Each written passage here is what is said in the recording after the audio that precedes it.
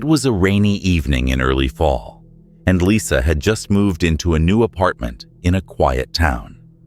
She was drawn to its charm and affordability, though the landlord seemed unusually eager to rent it out. Being on her own after ending a long-term relationship, she wanted a fresh start in a cozy place. Her first few days were peaceful as she settled in, unpacking boxes, arranging furniture, and getting used to the new space. One night, as Lisa was winding down for bed, she heard a faint rustling sound. She dismissed it as just the wind outside, or perhaps the old pipes in the building. But each night after that, the noise continued. Sometimes it was a soft scratching, other times a light tapping, and always coming from her bedroom closet. Lisa tried to ignore it, thinking it might be a mouse or something harmless.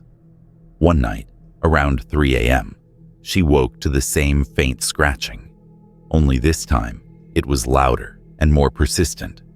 Her heart started to race as she realized the noise was too deliberate to be random. She turned on her bedside lamp and cautiously approached the closet. As her hand reached for the doorknob, her phone vibrated on her nightstand. Relieved for the brief distraction, she glanced at her phone. There was a message from an unknown number that read, "Don't open it." Frozen in place, she looked around her empty room. Who could be watching her? She was alone, or so she thought. Ignoring the message, Lisa's curiosity got the better of her. She opened the closet door slowly. The closet was dark and empty, nothing but a few jackets and boxes. She let out a sigh of relief, assuming she was just scaring herself over nothing. But as she closed the closet, her eyes caught something written in small letters on the inside of the door. "I see you." Lisa's stomach dropped.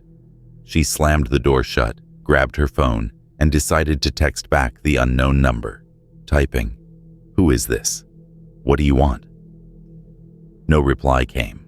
The following night, the noise grew louder, now a distinct scratching, as if something or someone was trapped inside her closet. She sat up in bed, terrified, not daring to move. Suddenly, her phone buzzed again. Another message. "Are you alone?"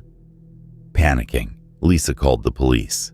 They arrived within minutes, combed through her apartment, but found nothing unusual. But before they left, one officer stayed back, looking at her closet thoughtfully.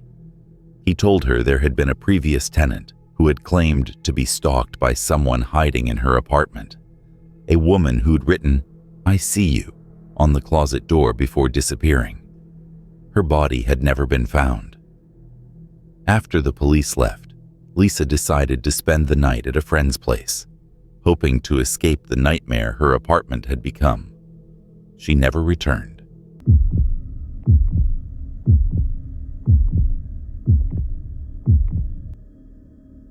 Josh and his best friend Tom had a love for hiking, always seeking new trails and spots to explore.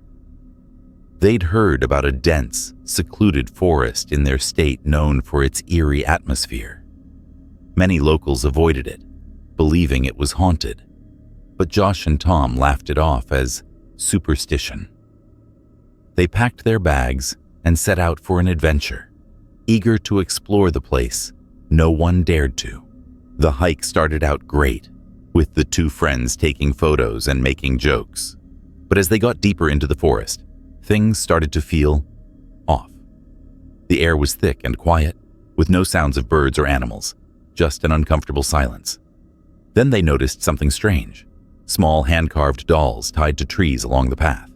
Each one looked slightly different, but had the same blank expression and unsettling eyes. Shrugging it off, they kept going, though the atmosphere grew heavier with every step. After a few hours, they came across an abandoned cabin.